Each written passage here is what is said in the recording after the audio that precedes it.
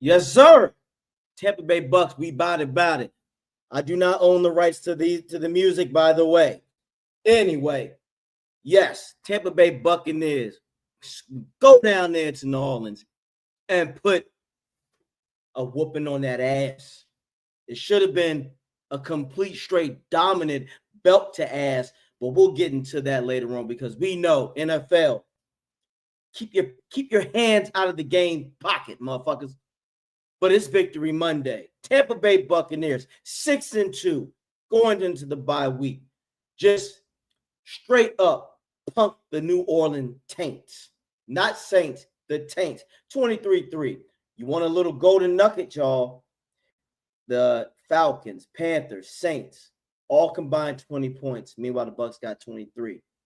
Now, how's that for an intro? Welcome, y'all, to another great episode of Bucs Report, the aftermath. AJ, turn up in the house. We got Slick coming in for a second. Before I bring my brother in, Tampa Bay Buccaneer fans, that's why you got to do this, and I can't believe I'm quoting this motherfucking Rodgers, but he did say something real. RELAX. You got to relax sometime. This is a week-to-week business. This is a week-to-week league. 1 week, they're going to adore you and worship you and kiss your ass. The next week, they're going to tear you down. What did I tell you, Buck fans? We are fine, and we're going to continue to be fine. 6-2. What more can you ask for? Now, let's bring on this wonderful defensive-minded coach right here. Coach Slick, a.k.a. the British guys always fly. What's going on with you, my man? Oh, I'm just enjoying a good old Victory Monday. You know, I'm just soaking it all in, just enjoying the whoop. You know, there are things about the game that weren't great, but you know, we'll take what we got out of that. Sadly, there were some refereeing decisions. Refereeing decisions continue to be the bugaboo for the Bucs at the moment. But ultimately, it all came down to one thing: defense shut it down. Coach Bowles played with house money. He gambled. I was expecting him to be cautious because he usually is to like a Spencer or Rattler, but he threw the fucking kitchen sink at him, and the boy got benched. The boy got benched, and you know what? Speaking of that brother right here, we gotta give you an A++. That's right. I know some Buck fans out there like, oh my God, the sky must be falling because AJ Turnup gave him a compliment. I told y'all this. When you are good, I'm going to give you all the praise and worship and glory you deserve. When you fuck up, of course I'm going to be on you. That's just me being a fan of football. But Bowles, I tip my hat to you. You did a hell of a job coaching. Like Coach Slick said, you didn't let up. You didn't be cautious. You basically had the fuck you and fuck this guy mentality. And that's what we need to continue to be. That was a playoff caliber defense, Slick, of what we saw last night. And again, shout out to Nelson out here. Anthony Nelson, you did a fantastic job. Hassan, who? I'm telling you, Vita Vea, dominant. Tyke Smith, hell of a game. Sebastian, you still got some cleaning up to do, but man, when it comes to you, they're really easy. Last 2 weeks, he's been pretty decent, to be fair. Yeah. Like, he's never going to be. We got to remember, we're not going to find another Levante David. That doesn't always happen, yeah. But he's playing serviceable. He's playing better than the last guy that we had in that position. I'm really pleased with his play. I think he's getting better every week. I think, yeah, when he goes up against elite running backs, he can over pursue. I think you'll find that with most linebackers. I think they all do it to a degree. Only the greats can kind of stop it. So I think he's a really good, what I would call a low end starter to a amazing back, a really, really good rotational piece. Now I think he can go further and further. I think I want him to be a solid baseline, middle of the pack, average linebacker that can pop off now and again. That's what we want. We don't need the craziness. We'll go and draft one next year if we have to. Try and find somebody who's a bit more Levante David-esque. But the guy could still develop into one.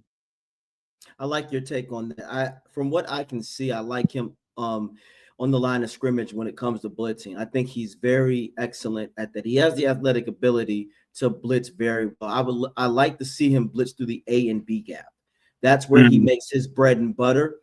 He's very strong. He's shifty. He knows how to get underneath tackles.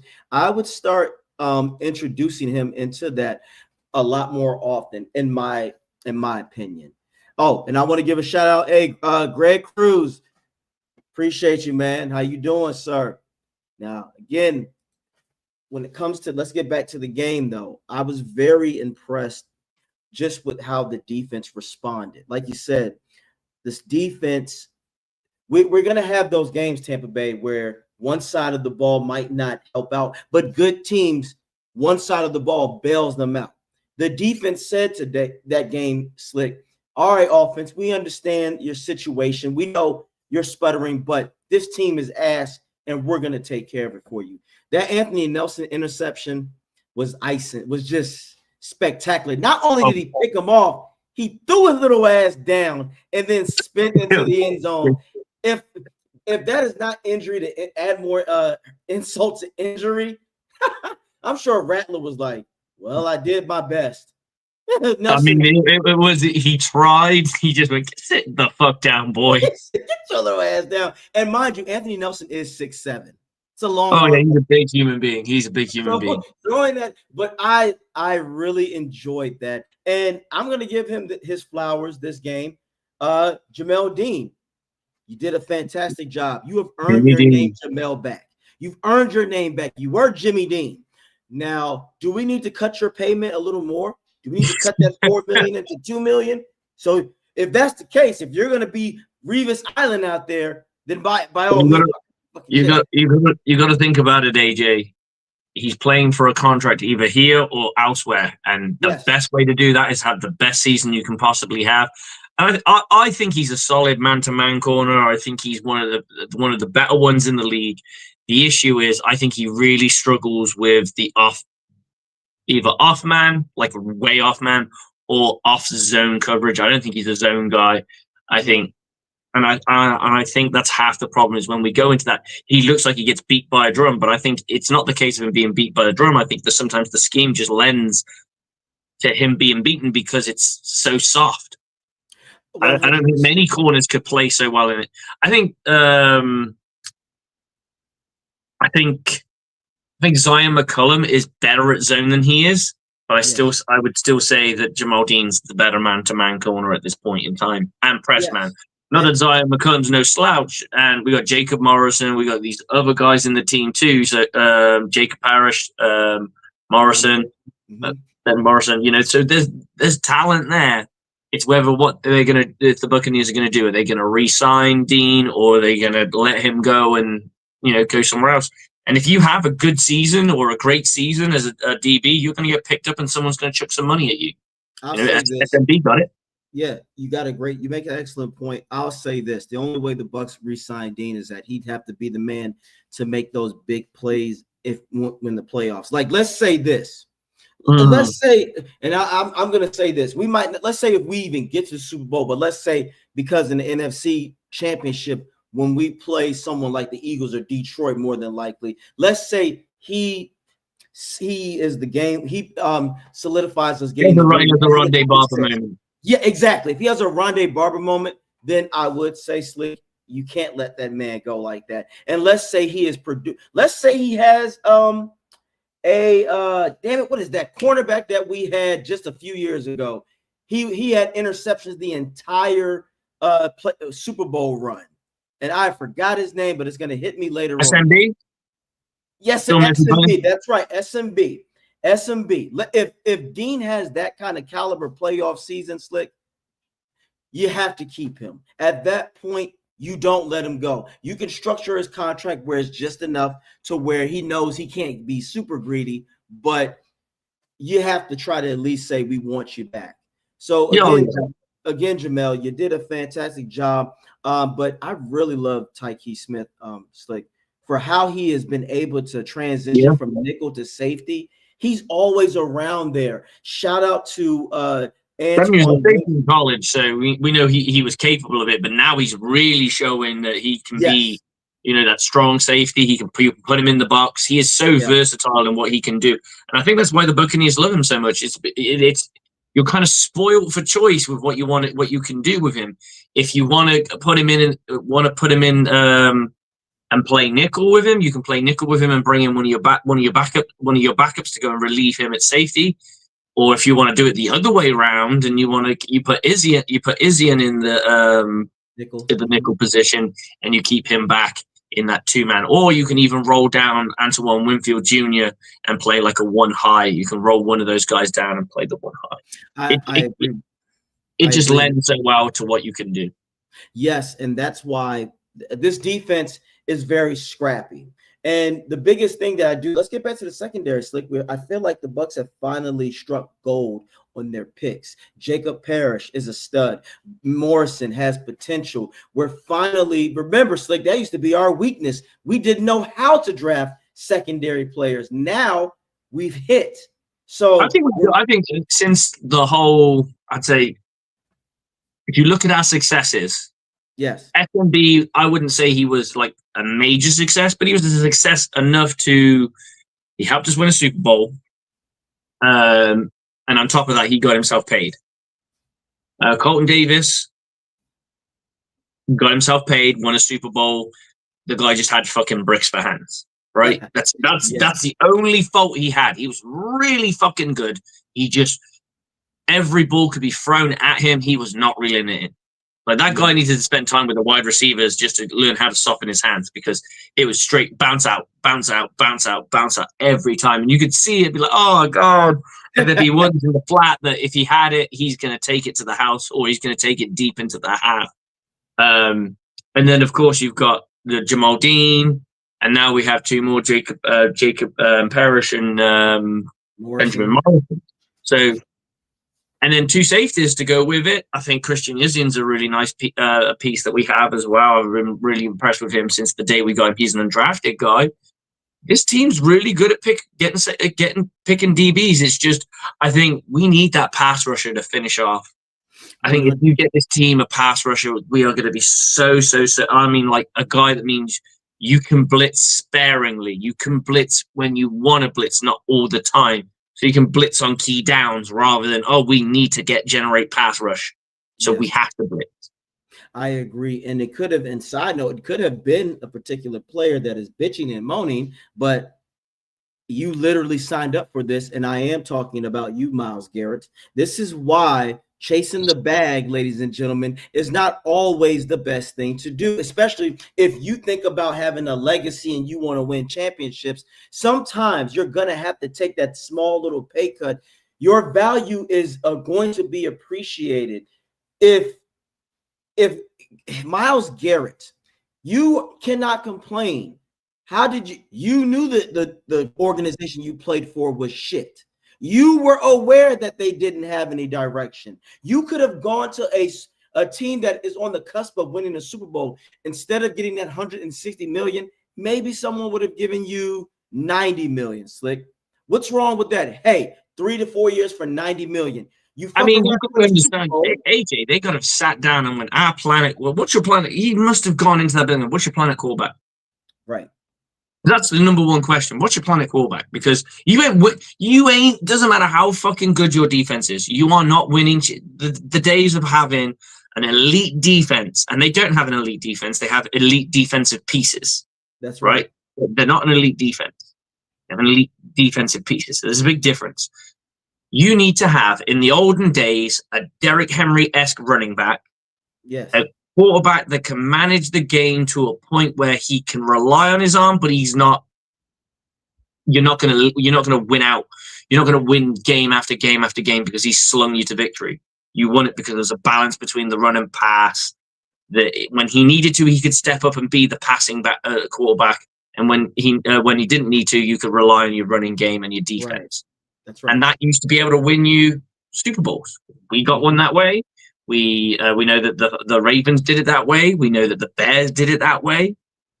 So it was doable. But I think in this day of the NFL, I think you get caught out. I think your running game gets found out by the time you get to the playoffs because you're playing against better and better defenses. Like you're going up against teams that can make your Saquon Barkley go from having 135 yards on the ground to he's now limited to 50, which means you now have to use him strategically, as in to get first downs, set up second down, set up third down, rather than, we're just going to run to fucking victory. Right. You can't. No, sir, you're absolutely right. And that's why this is why, again, I want the younger generations and kids to understand you will get your money if you do your job, but then you cannot bitch about things when you're on a sorry organization. Imagine this. Imagine, Garrett, you come to the Bucs, you're winning a Super Bowl. You align with Vita Vea, Yaya, Levante, Winfield, and the Bucs would have found a way to pay you. But another thing, Slick, you win a fucking Super Bowl. Go ahead. Adrian, I'm going to give you the top 8 teams, and these going into 2025. The top teams with cap space that could have paid him. I mean, they'd have to trade as well, but they'd have to pay him, and we all know that. You tell me your destinations that you're going to go. I'm going there. Just generally, you are Myles Garrett. You've just come off the season you've just had.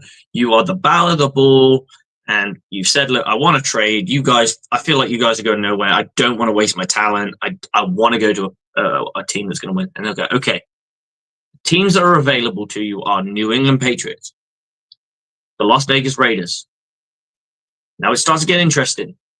The Washington Commanders, the Chicago Bears, the Arizona Cardinals, the Los Angeles Chargers, the Minnesota Vikings, the Cincinnati Bengals. Now, the Bengals, we all know, will end up signing Trey Hendrickson, so that's going to be kind of out the window. They're not going to go after a different guy, are they? No. But there's your teams, and I'm saying if I'm him, I'm going Chargers, Commanders, or Vikings. Chargers. It would be between the Chargers and the Commanders. Yeah, it would because you've already seen a deep playoff run from the Commanders. Their quarterback is injured, so it's hard to turn around and say that he's turned to dust or he's not that good or he's having a sophomore slump. He's injured, so it's hard to say, but he's not having the season that he had last year. No, 100%. But also we can see that a major factor in the Commanders being mid is due to their lack of defense. They don't have a pass rush. Their linebacking core is trash. Their secondary is weak. They don't have a defense. With the they had the defense last year, though. That's the crazy part. Their defense weren't.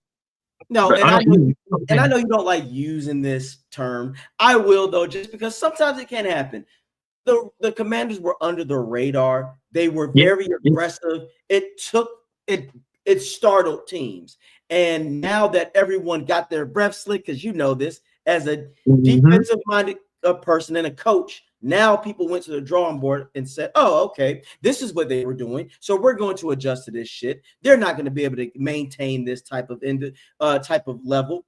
And that's what happened. But with a Myles Garrett there, it could have changed the entire trajectory of this franchise. But I would have liked him to go to the Chargers more so because he's going to be with the coach as Harbaugh, and they have defensive pieces there, but he could be the guy, and they would have had the money to pay him, not necessarily the 100-something million that he got in Cleveland, but what's wrong with, 3-4 years, you get $90 million.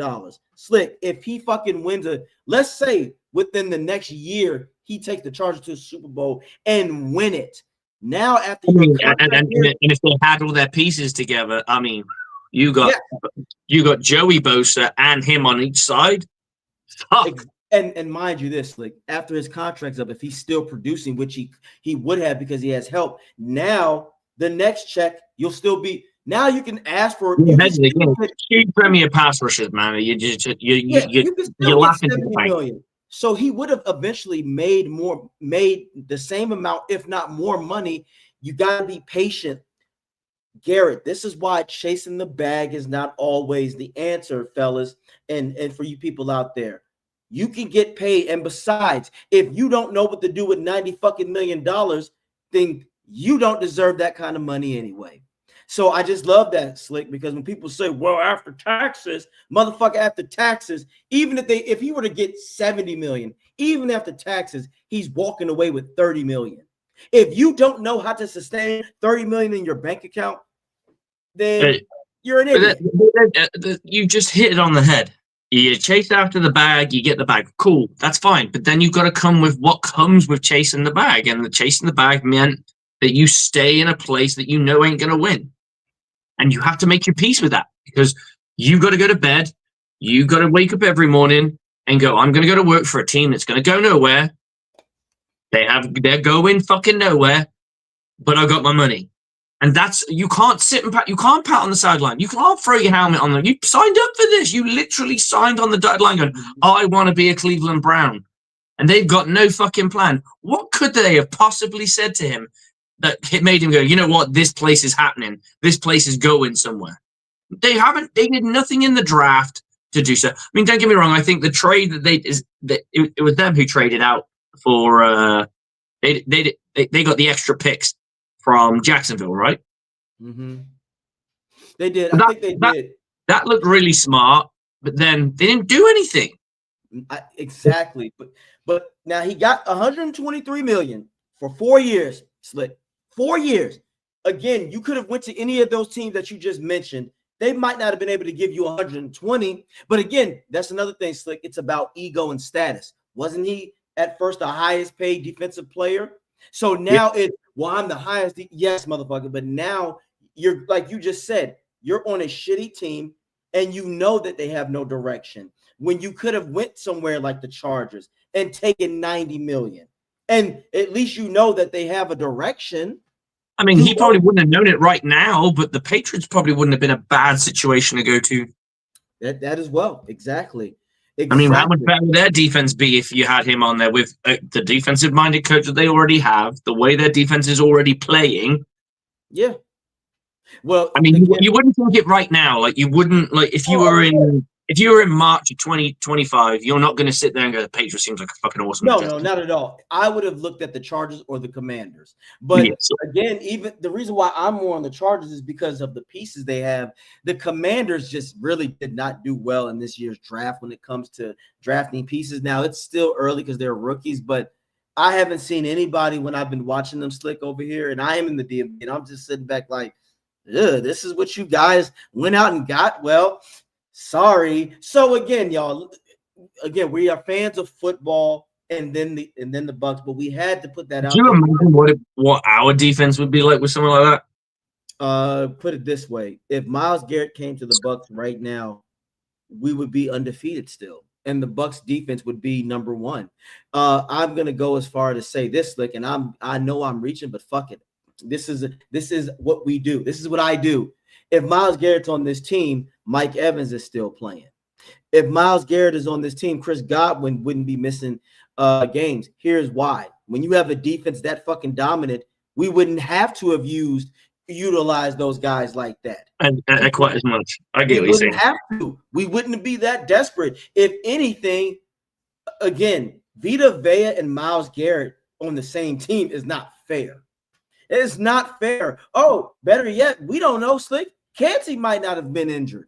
Imagine Myles Garrett, Vita, Kancey, Yaya, Levante, Winfield. What offensive coordinator, what the fuck can they dial up for that? Oh, let's just make screens. Myles Garrett can sniff a screen. Well, we can run on them.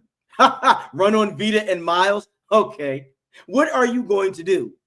So this is why it is important, everybody out there, ladies and gentlemen, everybody. young people, if you want to play, you can go chase the bag, but you have to be able to accept the consequences behind that. You just do. You can't throw your helmet because you did that yourself. Now, I mean, it's the definition of fucking insanity. It's like you can't complain at the outcome of something. It's like us on fucking on the goal line running straight into the brick wall that is the Saints. And I'll give them credit for what they did because they were good. They were fucking good. We were unimaginably uninventive in any shape or form. We're like, we're gonna bosh this. It was like we're so what's the hell bent on trying to send a message that we're gonna out physical them that we kept on banging out. We kept on trying to run through a brick wall, and it wasn't happening. Not one stretch play, not one bounce out play, not one play through a B gap or a C gap, just to keep them. Let's see what they do. You show all the finesse. You bring that tight. You call that tight end over. He lines up as a king or a queen, if you know that terminology, where he's literally just right behind the guard. So it's going to go up the middle. No. I'm just going to pass him, and he's going to go right off Worth's ass. That's all he's going to do. And the guard on that side, and they're going to double team. They're just going to double team through, and the guy, the nasty slot, if you've got one, is going to come in, just drive the hips of the person who's Christian Wirf's going up against, and just drive them back, so that creates that pocket for him to go through. I'm not saying it's going to work. I'm just saying it's fucking different. It could have been fucking different. Because all we did was try and bosh up. And then when they put White in, I was like, oh, they're going to try some like interesting, like kind of play action pass play with him. Cool. I'm down with that. No, we're going to try and run him up the A gap. The guy who's not known for fucking. Right. You know what I mean? It was, what are we doing? Tucker at the last minute where they already knew everything. Hell, a bootleg, a play action. If you look at it, they loaded that box so well. All it took was a tight end like Otten he would have just blocked, ran out. Just hit the flats. He'd been wide. My favorite goal line play. Give it that goal line fade. But underneath the goal line fade, I want a whip route. Yeah. Take it in, pull it back out. Especially if his leverage is inside. So his leverage will be to your inside hip. So he's got inside leverage on you. So you show him that you're going to break in. He's like, I fucking got this, dude. Then you pop that fucking foot in the ground and you turn the other way. And if he overcommits just a slight foot, separation, dead to fucking rights. Easy touchdown. Now, the guy might be disciplined and it doesn't happen. But what I'm saying, I just want to see something fucking different. We spent so much time knocking on the door that we forgot that there was a back door. We forgot that there was a cat flap for the cat to get into. We forgot the window's fucking wide open. We forgot all these other ways to get into the fucking house. We're still trying to break the fucking front door down, which they've got fucking extra deadbolts on. You know what I'm saying? It just, it begged belief, man. It lacked creativity. It gave me incompetent coaching, and that's where I'm going to go with on this one. I'm glad we're talking about the offense. Grizzard was, again, he had a worse game than Detroit, believe it or not. He was making cautious, scared play calls. He was being, like you said, stubborn. They flipped the script. He was so hell-bent on making that run game work that he almost cost his I wouldn't say he cost his team, but he was putting his team in jeopardy. And if it weren't for the defense stepping up the way they did, that's right, it potentially could have gone, I wouldn't say the other way, because I think we were always winning that game, but I think that game could have been a tight game. It would have been a much uglier. And the problem was he didn't utilize none of the receivers. He was a very predictable coach with his scheming. Nothing played in the benefits. There were not enough rollouts. Where were more screens? Where were the short, quick slants? You were playing a team that literally you should have known was going to blitz. Where was Otten from the middle to run seams? They put themselves in unnecessary situations. And Grizzard, again, it was really bad. It wasn't focused. They were not focused. It was flat. And it was flatter than a witch's tit. Exactly. And Grizzard, You have to get your shit together. Now, I hope that you are coming to the realization that, you know what, I can't always keep Bucks are a playoff team with a 500 OC. Yeah, I mean, that's a good concept because he had no passion, no balls, no nothing. And we're going to get to that in a second, y'all. But Grizzard, the first half was a F minus. The second half was a D plus. So overall, you still failed the assignment.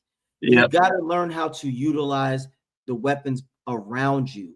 I didn't see a Mecca doing enough hitches or comebacks or curls. You should have been using Tez Johnson in crossing routes. Yeah, Tez Johnson was the only person. Tez and Cade Otton were the only ones he really kind of got the ball out to. And I was really frustrated because I'm not saying the better wide receivers. Where's White and his like nice little dump pass that they always do to White? And he was kind of, there was nothing thrown to White. And that's what not White is. If you're going to use White, use him for that. And we talk about like setting up play action and stuff. How nice would a simple play action pass? You have Cade Otton going to fake the block. He gets hold of him and then peels off on an outbreaking route to the flats. Boom. Exactly, 100%. It was, again, there was no imagination. And if it doesn't work, you go, well, at least I can sit there and go, at least I can see my team trying different things. They're not just trying. Like after the second bosh it up the middle, you need to start looking at shit. He needs to start looking at shit. And then this is a team where you can experiment with. Let's be real. The Saints were ass, y'all. The Saints are ass. Slick. We got to see what else we have out there in the roster and see if they can make improvements. Let's see Payne Durham more in the passing. Let's see Devin Culp out there. Let's utilize everyone. Like you said, there's always going to be a guy out there that the Saints might not know about. The Saints were doubling a Mecca. The Saints bracketed him. They said, okay, we're not going to let him go. This is your best wide receiver. We're going to make sure you're not going to play. Okay, so you decoy. If that's the case, and you're like, he comes back and he's like, they've bracketed me every single play, and I just can't shake them, man. Their DBs are solid. Their DB, that's probably, I'd say, the best part of their defense, other than Demario Davis, because Cam Jordan's done, man. Like, that guy's robbed. That boy is robbed that fucking franchise. Can't Jordan. I want to see how much money that man's made since they've been ass. And speaking of money, we're going to show this because we know that the league had some money behind this. Yeah, the audacity, the abomination of officiating I have ever seen. As of right now, Slick, unfortunately, I'm going to say this. Versus two teams. The Bucs are playing two teams when they arrive into whatever stadium. The team. I never want to blame referees because I'm not that kind of guy, but that was a hard game to watch. And do you know what makes me so sick? Yeah. Of that and it's gonna be the Antoine Winfield touchdown that never was. Right? That's the big fucking conversation. Oh, we blew a whistle earlier. I get it. I've been a referee and blew a whistle earlier. It's fucking embarrassing. Mm-hmm. There's nothing. You got to turn around and go to that fucking coach and say to him, "I'm really sorry. You got an extra 10 yards, but I thought your guy was down, so I blew too early. So he got where he got to, and that was it." And they're like, "Great." That's why I hate refereeing. It's a tough job. It is. However, when no one blows a fucking whistle, why are we not turning around and go, "Oh, we're gonna that play didn't count because we blew a whistle," and then you turn around to your guys and go, "Did you blow a whistle? No. Did you blow a whistle? Mm-mm. Did anyone blow a whistle? No. Okay. Result of the play was there was no whistle on the play. Touchdown stands." Because you can't, if all of your referees have said that they have not blown a whistle, no one put their hand up to say they've blown a whistle. They thought they heard a whistle. Okay, that's fine. Someone in the crowd can blow a whistle. I don't give a fuck. But if when the score review goes in and they go, you turn around and go, "We're going to have to, at the moment, it's not a touchdown because we blew a whistle. We thought it was dead." Okay. Did you blow a whistle? No. Did you blow? You go through your referees and they all go, "I didn't blow a whistle. I didn't blow a whistle. I didn't blow a whistle." Surely you're all going, "Who blew the whistle?" "No, I didn't blow a whistle." Okay. Then you turn around and go, after a review, it was ruled that a whistle was not blown and the play stands. Because the Saints can't turn around and say, well, you said you blew a whistle. No, we said we heard a whistle and that's why the play was dead. We have subsequently found out that nobody blew a whistle. The broadcast will show that. So if the Saints sit there and go, wow, they fucking overturned a call, they're cheating because the Buccaneers got shafted by the refs in the last game, so they were just trying to make up for that. Yeah. Fine. But then they'll watch the broadcast back and they'll see that there's no fucking whistle. That's and they'll right. go, oh, we weren't hard done by. We're just a bunch of bitches. Fine. And we cool. suck. And we're ass. That's all that was. And that's why, and this is why you hear people saying that the games are rigged. You hear people saying Vegas made the call. NFL, Roger Goodell, that's on you. Where was there needs to be an immediate investigation after this, because this was an atrocity. Another one is where Winfield clearly rips the ball out of the receiver's hands. I think it was Rashid Shaheed, and you still don't, and you say he was down, and he was not. This is terrible officiating, Slick. And it's not just that of the Bucs game, but even in Philadelphia against the Giants. You're not supposed to extend the ball unless you're on the goal line, and they snatched it out of Hurts's hands, and they didn't call it a fumble. They called it forward progress, which is bullshit. That you only do that at the goal line. This is where we say, are you guys trying to help certain teams? And Slick, I'm going to say it. Back-to-back weeks that the Bucs are going up against these asinine officiating. This is terrible. What did we do? I can believe the conspiracy versus the Lions. I don't believe the conspiracy. I think it was just I think the officiating calls in New Orleans were just shit calls. I don't think there was collusion or anything there. I can believe the ones in because there was some shit that happened. It's quite interesting because I've read this article about Dan Campbell saying he felt like he got lucky. So the double review was done by New York, which they're allowed to do. So there was nothing wrong with what they did, right? There's nothing wrong with what they did. However, he was like, I was fucking lucky New York looked at it because I fucking threw my challenge flag because I didn't think K. Dotton caught the fucking ball. Because he challenged the contested catch. Yes, he didn't challenge the spot of the ball because he honestly didn't think K. Dotton caught it properly. Yes, and that's what he was going up against.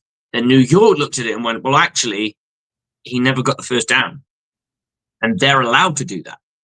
Yeah, and that's why it was ruled the way it was. But some of this shit that's happening now is starting like a whistle that never went off. Like, AJ, correct me if I'm wrong, and please, because I don't know right now because I'd have to watch a game. I'd have to find that moment. When players carry on after the whistle, what tends to happen in your opinion? So you got two players blocking each other. The play's dead. Two players colliding with each other. One's blocking. One's trying to shed the block. And they're getting into it. The play's dead because the guy got tackled. But the two players are still engaged. What normally happens in your opinion? They blow the whistle. And if you keep continuing. And again, right? They blow it again. Yeah, it's in case they didn't hear it. Where the fuck was that? You had an entire fucking guy. You had a guy pick up a fucking ball, people chase him, and it wasn't like it was from the 20-yard mark. It was, I can't remember if it was in our half or was deep, like really deep, really shallow at their half, or was it around about the 50 or somewhere like that. But it was a good, fair run. Yes. I didn't hear any more whistles go off. Nothing at all. And if you thought you heard a whistle, that's when you can turn around and say a whistle was blown. Yes, well, and you think about it this way: when Baker got sacked and they were holding him up, do you know how long it took for the fucking refs to blow the whistle, Slick? It was a while because people were like, "Okay, he's clearly down, or he has him. Why is the whistle not being blown? Why isn't the whistle being blown?" It was as if, again, I think somebody did say there was certain money on the game where if the Bucs scored a certain amount of points, it would go against the spread and people would make money. This is why, again, Roger Goodell, this is on you. You'll look. you did this. Now people are always going to question every call slick, and sometimes it can just be a bad error on the refs. But referees are going to make mistakes, and that's why yeah. I've always, and you know me quite well, I've always championed that I'm not going to sit here and say we lost because of refs. I hate that. I think that's such a weak-minded philosophy. It's like but then you see some of this shit that's happening. I wouldn't say we're losing because of refs, not at all, because we had a gentleman here called Johnny Smith. If you remember, he's the Saints fan that we've had on the show before. Yeah. And he was basically saying how the referees conned the Saints out of the Super Bowl. And I flat out said to him, that's such a fucking pussy ass, weak minded fucking thing. It's like you had fucking 5 minutes, 2 drives, and you didn't score any more points. That's why you lost. You can't take a singular moment and say that's the only reason you lost a game. If a guy doesn't kick a fucking field goal and it misses a field goal, that's not why you won. And I tried to explain this to people. The game completely changes. So for the sake of argument, if the Buccaneers knock in the touchdown, we wouldn't be talking about Anthony Nelson's touchdown because they'd never be at the 1. The Saints would never start at the 1. They'd start at the 25 or the 20 or wherever they decided to try and advance the ball if they did do that. And that's my point. The game completely changes. The play calls change. Everything changes based on scores. But think of it as the butterfly effect, right? You're not going to call the exact same. We all know that teams have a script to a degree, but you're not scripting in the middle of the second quarter. You're scripting like your first 2 drives, maybe. You're scripting maybe your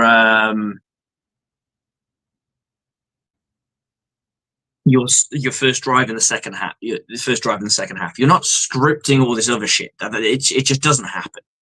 So right. My point always being is all these things that happen in the game. You can't. It's like someone turned around and said, "Oh, well, the Buccaneers would have won by like fucking X amount of points if this had happened." Because if you include the score that we would have got from so and so, and you include the Antoine Winfield touchdown, so Antoine Winfield may never even get into that position because the ball never gets thrown to that person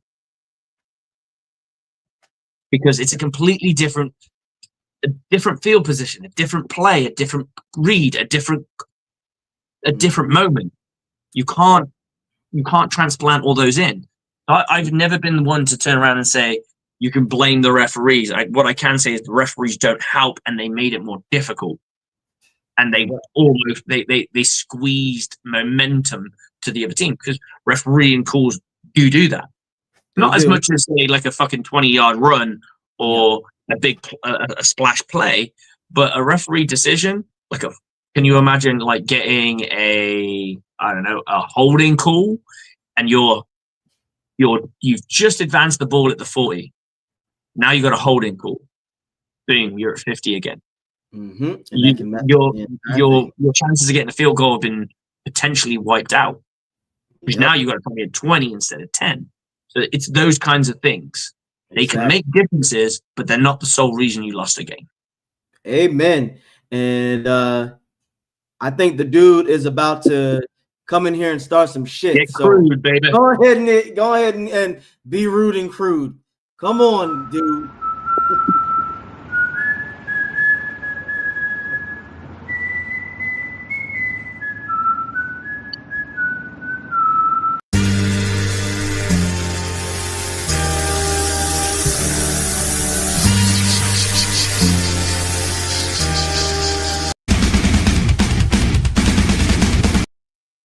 All right, that's enough of that because I don't want to get a flag by the referee.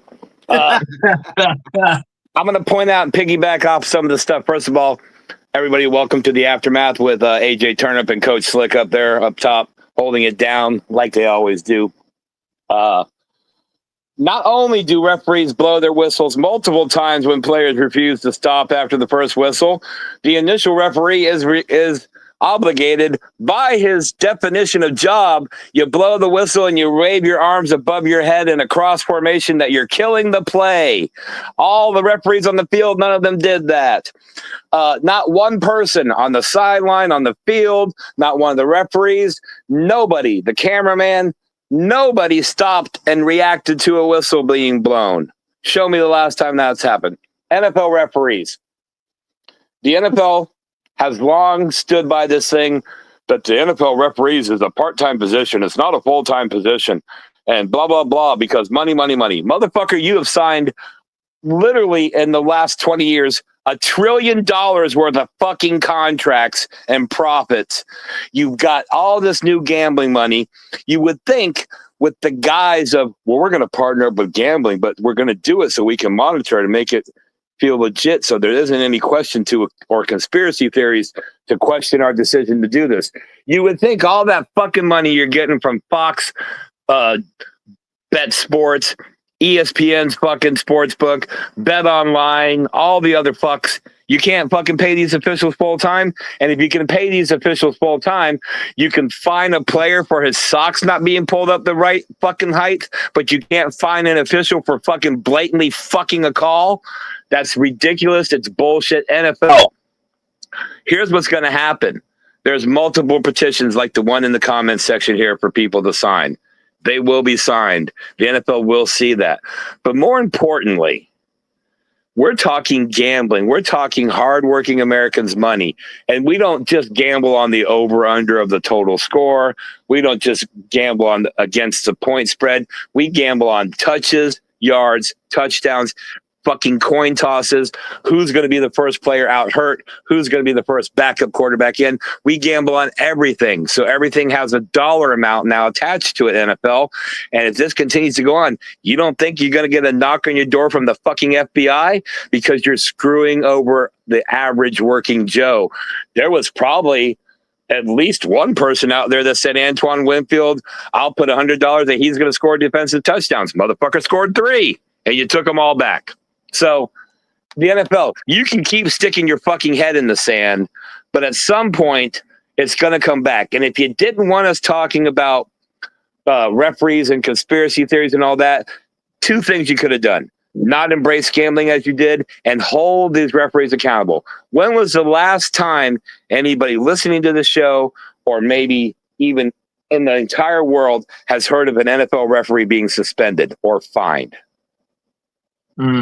Never, ever. So what we have found, ladies and gentlemen, is the motherfucking magical unicorn. We have found the only employees of a major corporation that never make a fucking mistake. Is that what you're trying to tell us, NFL? Is that what you're trying to tell us while you take that cash from Bet Online, MGM, Hard Rock Casino? Is that what you're trying to tell us? You're trying to tell us that it didn't fit. Well, it really wouldn't have mattered to the factor of the game. Right. But every ESPN fucking broadcast, who is also by everybody's definition, part of the NFL now, they all have the point spread. They literally have fucking shows for prop bets. All right. How many turnovers in a game? That was affected. How many yards returned on interceptions? These are all prop bets that were placed on this fucking game. And you robbed people of it because I don't fucking know why. You have the biggest, most dominant sports league in the fucking country, and you're telling me that the guys who make the final call on the field are part fucking time employees? Do you realize the concession people at the stadiums are full fucking time? Do you realize the fucking podcasters put in just as much time and in some cases make more money than the fucking referees? So NFL, shut the fuck up and do something, or you're going to be buried in conspiracy theory week after week, year after year. With that said, hey, Saints fan, John O'Barnes, and all you people out here yelling, well, we still got you in regular season head-to-head wins. Hang the banner, bitch. Put it up in the Superdome. Let's all have a fucking party. We dominated your team in the 80s and 90s. Meanwhile, the people who are talking about, well, our head-to-head record's better. Motherfucker, you weren't alive the last time the Saints won a Super Bowl. You know, that one time. Well, you only got one more Super Bowl than us. Or we have twice as many as you do. How about that? See how words can switch up a little bit? Saints fans. 1-7. 2 assists Cam Jordan has sold more pizza commercial time on your broadcast than he's made impact on the field. Cam Jordan sells pizza that needs salt.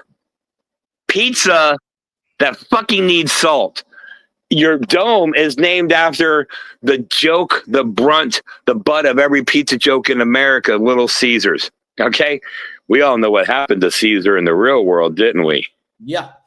First I was named after him. Okay? Didn't all of his people turn on him and stab him in the back? Yep. Which is what your ownership is doing to you by fielding this bullshit fucking team. You're like, hey guys, we got a chance to make a run at the division this year with fucking Spencer Rattler and the other guy who's the quarterback's name that nobody knows how to fucking say. Shuggy?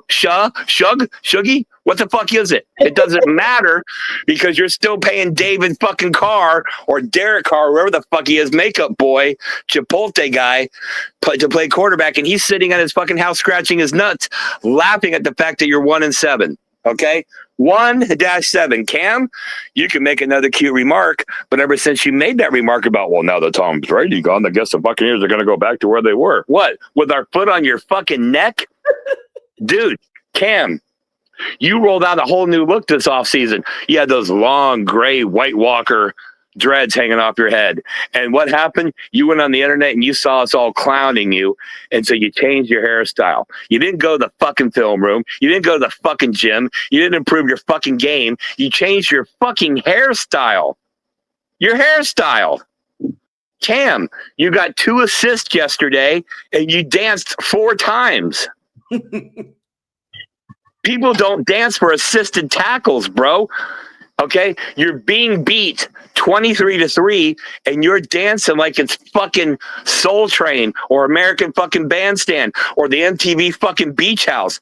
Cam, do me a favor and walk that narrow fucking ass, give them back some fucking money, do the right thing, be a man, because like your mom says, you smell like fucking hot dog water. Okay, bro? And your whole game, your whole team smells like hot dog water. And if anybody wants to know what hot dog water smells like, just go to New Orleans. Walk down Bourbon Street. That's what it smells like. So, Saints fan, thank you for participating in the 2025 NFL season. You're fucking done. Stick a fork in you because your pizza's not even pizza. Eat that pizza with a fork. Shut the fucking Superdome down. Spencer Rattler, the ginger arm man, whatever the fuck you want to call him. He you know what he is? He's a backup quarterback. Do you know what the guy backing him up is? A UPS driver. Do you know what Cam Jordan is? A motherfucking thief. You've got the GM of an NFL franchise who, when his team just wins a big division game, the first thing he thinks to do is go troll you on Twitter, Cam. That's how big of a piece of shit you are. You're worthless. You're a bum. You haven't done anything in 5 years. Ironically, since Tom Brady left, you haven't done a goddamn thing. Did you leave with Tom Brady? Are you fanboy? Are you standing Tom Brady, bro? And please, anybody listening to this show, feel free to tag Cam. I tag him on a daily basis. He won't reply because he knows he done been got. All right? We have exposed you. The only person on that fucking defense worth a grain of fucking salt is DeMario. And guess what? He ain't going to be there next year. He's looking around.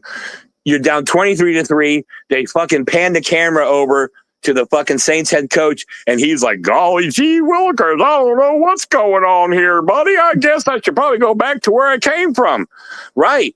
Cam, Hassan Reddick is stealing money from the Bucs. And we aren't even talking about that because of what you're doing to our rival. And Saints fans, you're not our rival. You're goddamn right we're not. Twice the Super Bowls, more playoff appearances, more division championships, more Hall of Famers. And you know what else? Way more class and no bounty gates. Now, Saints fans, you should have known to pay attention to us when we broke Sean Payton's leg on the fucking sideline. For all you youngins, we did that. We rolled Sean Payton and folded him like a lawn chair. And since Bountygate, and let's be honest, you like to go, well, Buccaneers, your second Super Bowl. That was a COVID Super Bowl. Well, the motherfucker, your first Super Bowl was a Katrina Super Bowl, bitch. How? Hey, you like that? Okay. Thoughts and prayers to all the people that lost their lives. So still, fuck you, New Orleans. Bend you over, fuck you, wipe it on your face, and push you out in the fucking car because I'm on to my next fucking trick. And that next trick is the fucking New England Patriots. Drake May, listen, motherfucker. Drake isn't a really good name to have this last 24 months. Okay? we gonna welcome you to the field, and then we're gonna Kendrick Lamar your ass. And for people that don't know what I'm talking about, that's what the fuck I'm talking about. So Drake May, don't just sing it, bring it. Little short sawed off Patriot guy. Look, you played linebacker for the Patriots. You went to the fucking Titans. You sucked the hind titty every fucking year. And now you're back in New England because you're going to do it the Patriot way. Motherfucker, the Patriot way left fucking 2019 and moved to Tampa. We know this because Bill Belichick is currently trying to figure out how to get the fuck out of his contract in college. He can't even coach in college, bro. And no NFL team would hire him. So the argument, the discussion, was it Tom or was it Bill? It was fucking Tom. It was Tom every day and twice on Sunday, sometimes 4 times. And the other part of that is I want to add, hey, Patriots, the dynasty you have is almost as far back in the rearview mirror as the Steel Curtain dynasty was when you all started your dynasty with Tom Brady. Let that shit soak the fuck in. All right? We thank you, Patriot Nation, for the 28-3 win over the fucking Falcons. By the way, Atlanta, Carolina, you are the bitch in here. You're the biggest losers, bro. You had the media machine behind you 24/7 this offseason. Bryce Young's going to turn the corner. Dave Canales is going to make the Panthers respectable. Then he said, oh, well, Atlanta, they got Michael Penis, and he's going to, with Drake London and Bijan Robinson and some tight end from Florida that got drafted way too high, they're going to win this division and take it back. Take it back where? To the refund fucking counter at Walmart? Because you need it. Okay? You just paid a backup quarterback $30 million a year to get anal fucked in his own fucking stadium, dude. Okay? So Kirk Cousins, you like that? We sure fucking did. Now, I mentioned him earlier, but I'd be remiss if we didn't revisit this. We haven't done this in quite a while, so I'll put a little ambiance on for you boys here, and we're going to go with it's Baby Back Bitch of the Week time. And leading off in the leadoff spot, we have Cam Jordan. Why Cam Jordan? Everything I listed, Cam Jordan, you're a baby back bitch. You're stealing money from the Saints organization, the same organization that can't afford to keep the fucking lights on, the same organization that the lights went out during the fucking Super Bowl, the same organization that when you walk in the street of New Orleans, you have to decide, do I get my tetanus shot or did I catch herpes? Now, NFL referees, you're on line 2. Line 2 for the baby back bitches of the week. We're not complaining about referees calls because we're salty and we lost. We whooped that ass, but we're telling you, y'all fucked up. Y'all fucked up against Detroit. Whenever you see the NFL coming out and fining players after the game for stuff they did on the field and there wasn't a penalty called, that referee as well should be fined because you missed the call. Case in point, when they tried to trip Baker Mayfield, that dude got fined. But the referees were like, well, whatever. And that's the problem. NFL, this whole segment of mine has basically been, you are, with Cam Jordan, the baby back bitches of the week. Now, one more thing before I let you guys go here. We want a huge shout out to all the boys at Bucs Report. Shout out to Sports Talk Florida, Creative Loping Magazine. Big shout out to Yard Barker for promoting our stuff. And of course, to the 2 gentlemen above me on the screen. But I'm not going to go without saying one more time, Cam, we will give you the link. I want you on this show. I need you on this show because I need you to hear from people who you don't respect because we don't play the game, that we all think you're a bitch. And the funny part is, I watched you yesterday, Cam. You actually made an assist on a tackle, and you got up with your hand up for a high five, and your team walked away. So they don't respect you. We don't respect you. but Little Caesars is giving you that fuck you Little Caesars money. So, ladies and gentlemen, go get your $5 hot and fresh fucking pizza. Probably has more salt on it than Cam Jordan can stand. Again, shout out to the two gentlemen up above me here. Buccaneers are on a bye this week, and that don't mean we're talking about Cam Jordan's girlfriend. That bisexual bitch.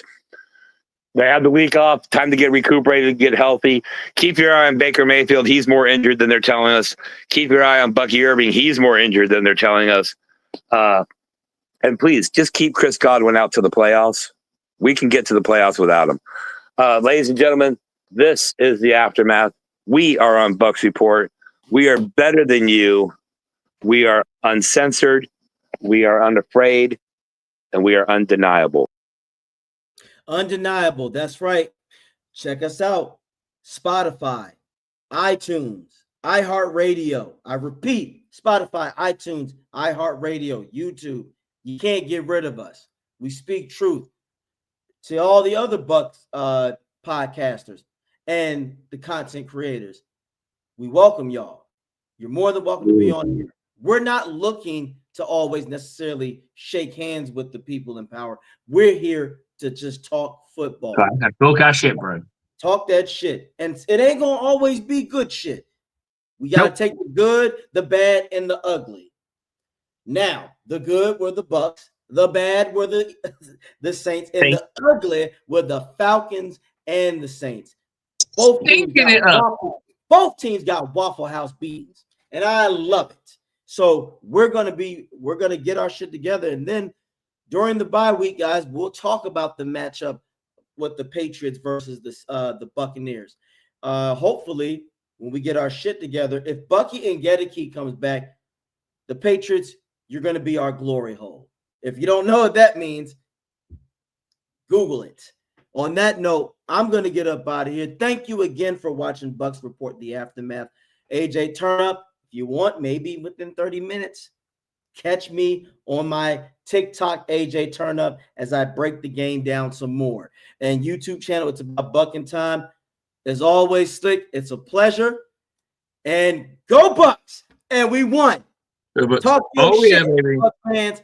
Don't listen to the media. Listen to us. Peace. Peace out, brother. So, guys, that's pretty much the end of the show, but let's have a little talk about what's been going on. The Panthers score themselves 9 measly points against the Bills, 40-point damage done on them, whoop that ass.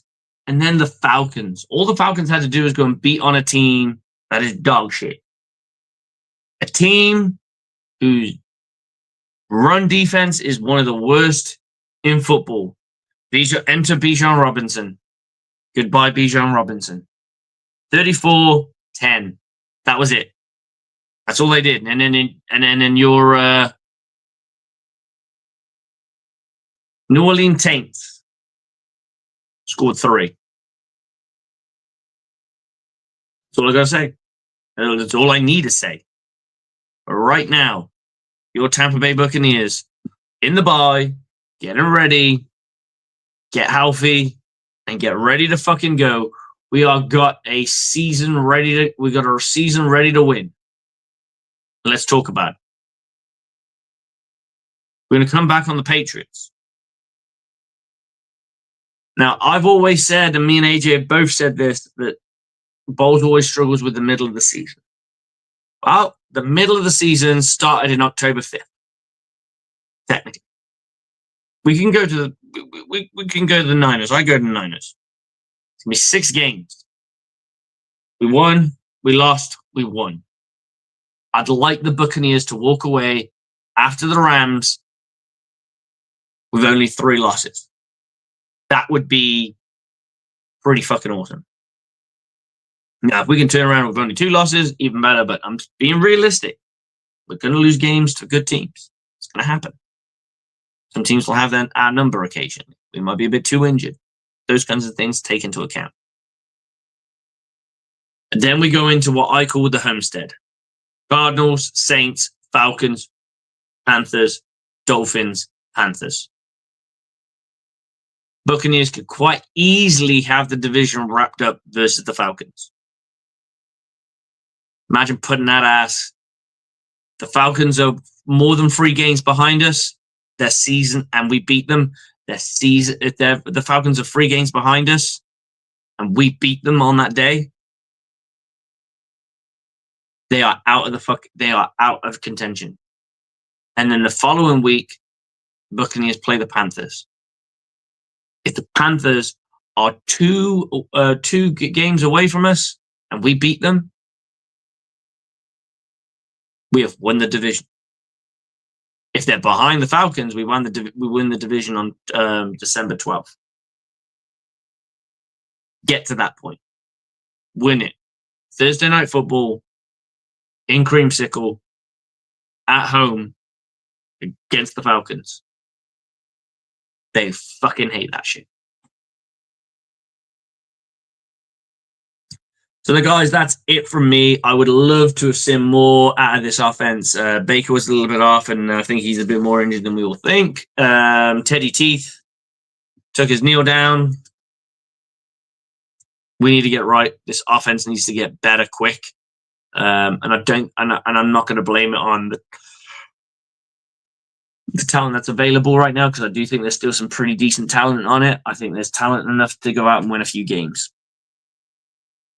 But we're going to go after it. At the defense, I would love to see the Buccaneers go after a good pass rusher. I'm not saying go after Myles Garrett. That's the dream, but I didn't see it happening. That's what you need to do, Bucs. Go after it, make a statement, show everyone. Ball's in our court now, guys. The best start in franchise history. Well, second best, because it's tied. The more wins you stack right now, the better it is. You have the opportunity to do something historic. Come through this next season, this next run of games, these next 3 games, which are probably our toughest games of the season. And if you can come out with 2 wins at bare minimum, you are ahead of the curve. You're at 9-3. With the Homestead, that will be special. You could easily chalk up 5 to 6 wins, and then you're sat there with 14 wins, 13 wins. It's all to play for. It's not over. It's not done. This team's not done. We are fucking great when we're healthy. And help is on the way. Bucky Irving can come back. Chris Godwin can come back. Jalen McMillan can come back. Luke Gedeke can come back. So let's fucking get this. Bucs on me, Bucs on free. 1, 2, 3. Go Bucs! I don't